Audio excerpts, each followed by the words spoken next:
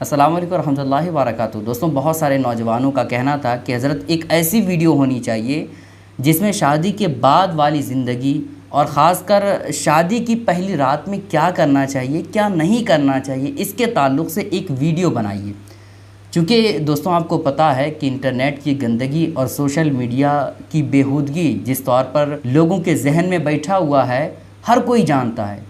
तो बहुत सारे लोग उसी सोशल मीडिया जो जहन में बैठा हुआ है उसी चीज़ को पहली रात में दोहराने की कोशिश करते हैं और शादी के दिन उसी काम को करने की कोशिश करते हैं, या फिर लोगों से जो सुने हुए होते हैं उस काम को करने की कोशिश करते हैं। तो आज मैं आपके सामने शादी के बाद और शादी की पहली रात में क्या करना चाहिए और क्या नहीं करना चाहिए इसके ताल्लुक़ से 10 पॉइंट बताने वाला हूं, 10 बातें बताने वाला हूं। दोस्तों, ये वीडियो बहुत ही ज़्यादा इंपॉर्टेंट होने वाली है, इसलिए आप लोगों से गुजारिश है कि वीडियो को आप आखिर तक देखिएगा। वीडियो अगर आपको पसंद आती है लाइक करने के साथ साथ चैनल को ज़रूर सब्सक्राइब कर लीजिएगा। दोस्तों, 10 ऐसी बातें हैं जो बहुत ही ज़्यादा इंपॉर्टेंट है, तो आपसे गुजारिश है कि वीडियो को आप ध्यान से देखिएगा और समझने के साथ साथ इस पर अमल करने की कोशिश कीजिएगा। पहली बात है दोस्तों, उल्फत व मोहब्बत। आप जिससे शादी किए हैं उससे आप उल्फत व मोहब्बत के साथ पेश आइए, प्यार कीजिए, मोहब्बत कीजिए, है ना। और हर तरह के जो भी अच्छे सलूक होते हैं वो आप उनके साथ कीजिए, क्योंकि वो अपने घर बार को सारी चीज़ों को छोड़ करके आई, है ना। तो ये एक बात का ख्याल रखें कि उल्फत व मोहब्बत के साथ पेश आएँ। और इसी में ये बात भी आप जान लीजिए कि जब पहली रात शादी की हो तो आप बीवी को गिफ्ट दें, है ना। जिससे आपकी शादी हुई है आप उसको तोहफ़ा दीजिए, और ये हदीस पाक से साबित है, ठीक है। अगर आप तोहफ़ा नहीं दे सकते हैं तो आप कोई अच्छी सी चीज़ बना करके उसे खिलाइए, ये बहुत ही बेहतर है दोस्तों। एक पॉइंट हो गया, एक बातें हो गई। दूसरी बात है दोस्तों, नमाज शुक्राना आप पढ़िए। शादी हो गई आपकी, एक कमरे में आप लोग आ गए, दोनों आप लोग शुक्राने की नमाज़ अदा कीजिए। शुक्राने की नमाज़ आपको पता ही है 2 रकात होती है, और जिस तौर पर आप नफल की नमाज़ें अदा करते हैं उसी तरह से बिल्कुल अदा कीजिए, कोई फ़र्क नहीं है इसमें, ठीक है। बस इसमें सिर्फ़ और सिर्फ नियत करनी है शुक्राने नमाज की, ठीक है दोस्तों। और शौहर जो होगा, मर्द जो होगा वो आगे रहेगा और फिर बीवी जो होगी उसके पीछे खड़ी होगी, ठीक है। ये शुक्राने की नमाज़ है।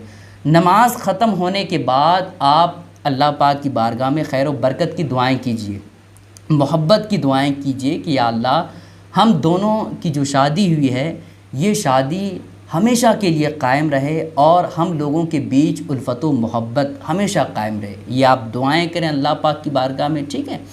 ये 2 पॉइंट हो गए दोस्तों। तीसरा पॉइंट है दोस्तों, खलवत में जाने के बाद औरत के सामने वाले बाल को दाहिने हाथ से, सीधे हाथ से आप पकड़ें। पकड़ने का ये मतलब नहीं है कि आप उसको खींच लें, नहीं, बल्कि प्यार से पकड़ें और मोहब्बत से पकड़ें, ठीक है। फिर उसके बाद आप पकड़ने के बाद बिस्मिल्लाह शरीफ पढ़ें। बिस्मिल्लाह पढ़ने के बाद एक दुआ आप ज़रूर पढ़िएगा, वो दुआ आपको स्क्रीन पर भी दिख रहा होगा। अल्लाहुम्मा इन्नी अस्अलुका मिन खैरिहा व खैरि मा जबलतहा अलैहि व अऊज़ु बिका मिन शर्रिहा व शर्रि मा जबलतहा अलैहि। इस दुआ को आप पढ़ लीजिए, उसके बाद हम बिस्तरी करें। और एक बात का ख्याल रखना बेहद ज़रूरी है दोस्तों, भाई उस रात जो मर्द की ख्वाहिश होती है वो बहुत ज़्यादा होती है, तो आप अपनी नफसानी ख्वाहिशात को पूरा मुकम्मल तौर पर उसी पर टूट पड़ें, ऐसा ना करें। आपके अंदर नफसानी ख्वाहिशात है, ख्वाहिश पूरी भरी पड़ी है, तो आप एहतियात करें और सुकून व इत्मीनान के साथ सारे काम को अंजाम दें। भाई ऐसा ना करें कि औरत को बहुत ज़्यादा तकलीफ़ का सामना करना पड़े और बहुत ज़्यादा उसे मुसीबत और तकलीफ़ हो, ऐसा ना करें, बल्कि आप आराम से फ़ायदा उठाएँ ताकि उन्हें भी अच्छा लगे और आपको भी खुशी महसूस हो, है ना। भाई आपकी वो शरीके हयात है, यानी ज़िंदगी भर के लिए बीवी है, ऐसा नहीं कि आज रात के लिए बीवी है उसके बाद ख़त्म। भाई ज़िंदगी भर के लिए बीवी है, तो आप सारी चीज़ों का ख्याल रखें, उसके तकलीफ़ का भी ख्याल रखें, सारी चीज़ों का ख्याल रखें, ठीक है दोस्तों। 3 पॉइंट हो गए। चौथा पॉइंट है दोस्तों कि जब हम बिस्तरी करें तो उससे पहले ये दुआ पढ़ें, ठीक है दोस्तों। हम बिस्तरी करने से पहले ये दुआ आप ज़रूर पढ़ें। बहुत जहाँ दोस्तों आपको ये कहा जाता है कि आप ये दुआ पढ़ें, वो दुआ पढ़ें, वो इस वजह से बताया जाता है ताकि शैतान हम बिस्तरी के दरमियान जो आने की कोशिश करता है वो ना आए, ठीक है। अगर आप दुआ पढ़ते हैं तो इस दुआ की बरकत से शैतान आपके करीब नहीं आएगा। और फिर शैतान नहीं आएगा तो फिर जाहिर सी बात है अल्लाह की रहमतें बरसेंगी। तो वो दुआ क्या है वो आप गौर से सुनिए, अल्लाहुम्मा जन्निबना शैतान व जन्निबि शैतान मा रज़क़तना। ठीक है, बहुत ही आसान और छोटा है। ठीक है, फिर से आप सुन लीजिए, अल्लाहुम्मा जन्निबना शैतान व जन्निबि शैतान मा रज़क़तना। ठीक है, इस दुआ को आप पढ़ लीजिए, उसके बाद आप हम बिस्तरी करें ताकि जो शैतान है वो करीब ना आ सके, बिल्कुल वो दूर हो जाए। ठीक है दोस्तों, 4 पॉइंट हो गए, 4 बातें हो गई। 5वीं चीज़ है दोस्तों, दोनों उस काम के लिए राज़ी हो। क्योंकि होता है ये दोस्तों कि उस रात जो दुल्हन होती है, जो लड़की होती है, वो बहुत ज़्यादा परेशानियों के आलम में होती, बहुत ज़्यादा दुख उसे होती है कि भाई मेरे माँ बाप और सारे लोगों को मैं छोड़ करके आई हूँ, तो इसका गम रहता है। तो इस वजह से अगर औरत मना करे या फिर उसे किसी भी तरह से ऐसा महसूस हो तो फिर इंसान को रुक जाना चाहिए, है ना, मर्द को रुक जाना चाहिए। और ऐसा भी होता है कि औरत किसी और हालत में है तो इन बातों का भी ख्याल रखा जाए। लेकिन औरत को कोशिश करनी चाहिए कि अगर कोई मजबूरी नहीं है तो फिर दोनों एक दूसरे से फ़ायदा हासिल करें और रज़ामंदी के साथ काम करें। ठीक है दोस्तों, 5 काम हो गए। 6ठी चीज़ है दोस्तों, आपकी बीवी आपके लिए हलाल हो। क्या मतलब? हलाल तो उसी वक्त हो गई ना जब निकाह हुआ। हलाल का मतलब ये है दोस्तों कि वो औरत हैज़ की हालत में ना हो, किसी ऐसी हालत में ना हो जिसकी वजह से हम बिस्तरी नहीं कर सकते हैं। ठीक है, चूँकि हैज़ की हालत में आपको पता है जब पीरियड का वक्त होता है औरत का, तो फिर ऐसी कैफियत में हम बिस्तरी नहीं कर सकते हैं, है ना। अगर ऐसी हालत में औरत है शादी की पहली रात में तो फिर शौहर को रुक जाना चाहिए। ऐसी हालत में बीवी से हम बिस्तरी नहीं करना चाहिए। ठीक है दोस्तों, और एक और बात, पीछे के मकाम में हम बिस्तरी करना ये बिल्कुल सही नहीं है, ये नाजायज़ व हराम है। ठीक है, पीछे के मकाम में हम बिस्तरी नहीं कर सकते हैं। 6 काम हो गए दोस्तों जो हमें शादी की पहली रात में ख्याल रखना चाहिए। और 7वीं चीज़ है दोस्तों, जब हम बिस्तरी करें तो जितनी ज़रूरत हो उतना ही कपड़ा उतारे, है ना। जितने कपड़े उतारने से हम बिस्तरी हो जाती है उतना ही उतारने की कोशिश करें। लेकिन अगर पूरे कपड़े उतार करके दोनों मियाँ बीवी नंगे होकर के हम बिस्तरी करते हैं तो कोई हर्ज की बात नहीं है।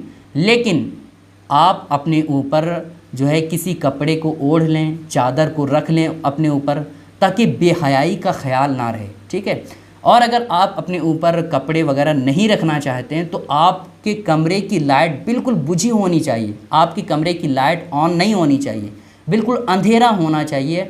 अगर अंधेरा है और ऐसी कैफियत में शौहर और बीवी दोनों नंगे होकर के हम बिस्तरी कर रहे हैं तो फिर इसमें कोई हर्ज की बात नहीं है और ऊपर से कपड़ा लेने की भी ज़रूरत नहीं है। ठीक है, तो इस बात का भी ख्याल रखना चाहिए। 7 चीज़ें हो गई दोस्तों। 8वीं चीज़ है दोस्तों, इंजाल के बाद आम तौर पर जो मर्द हजरात होते हैं वो फारिग होने के बाद धड़ाम से उठते हैं और फिर काम करके अपना सो जाते हैं। ऐसा ना करें, बल्कि बीवी की फरागत का भी ख्याल रखें, है ना।